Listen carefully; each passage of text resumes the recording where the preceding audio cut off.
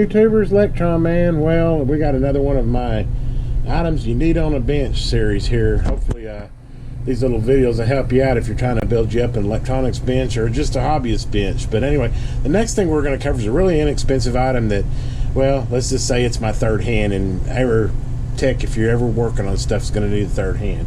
And here it is. I actually bought this one at the I don't know, I think it was the state fair back probably 20 years ago, but you can still get them. They're basically the exact same thing. But the nice thing about these is they actually call them, I believe, a third hand, is it has a couple clips, so you can hook a wire in between here, solder it. If you need to hold something, it just anytime you need to hold something steady, this is the guy. And it's even, if it's like intricate work or whatever, you can even use the magnifying glass. Typically I kind of put the magnifying glass out, and I typically use just the two little clips and as a third hand. But yeah, nothing super fancy here. I'll provide a link, but yeah, definitely an item that if you don't have one and you do any type of wiring or splicing or anything, this is definitely the guy to have for that type of stuff, for splicing wires or just holding anything. If you're soldering, I'll actually set it next to something that I'm working on and actually have it hold the wire that way too.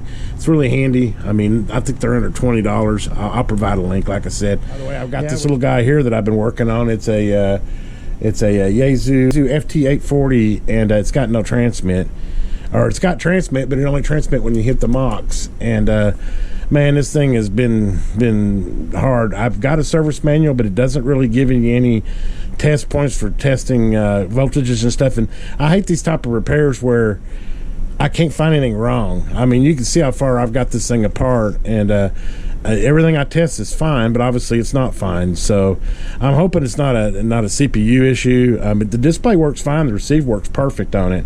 It's just the transmit. And like I said, I know the finals are fine because it will transmit power, but you have to do the mocks. It won't work by the mic. And no, it's not the mic pins. I shorted and made sure it has nothing to do with the mic. It's something internal to the radio and the keying circuit. It just will not key. But anyway, I didn't mean to get off into that. I'm talking about the third hand, but somebody's got a SAM's manual on that. It sure would come handy, or if somebody's had that problem before, let me know, because what's going on with it. But anyway, guys, hopefully this little series will help you out. Like I said, these are just kind of little short ones to kind of help you out on the stuff that you need to do any type of repair on a workbench. I think I've already covered soldering irons, digital voltmeters, magnifying glass, and now I got the third hand. I'll probably get into, I think I've done a power supply, but you really need a good power supply. It doesn't hurt to have a good bench voltmeter. You're definitely going to need a signal generator. I use this old school one. I've got a digital one, but I'm old and I like the old school one. But anyway, I'm way off subject. But anyway, third hand here, guys. If you don't have one of these, I'll provide a link. Definitely something to think about. Like I said, if you're doing any type of work where you're splicing or something, this is the cat's meow for that.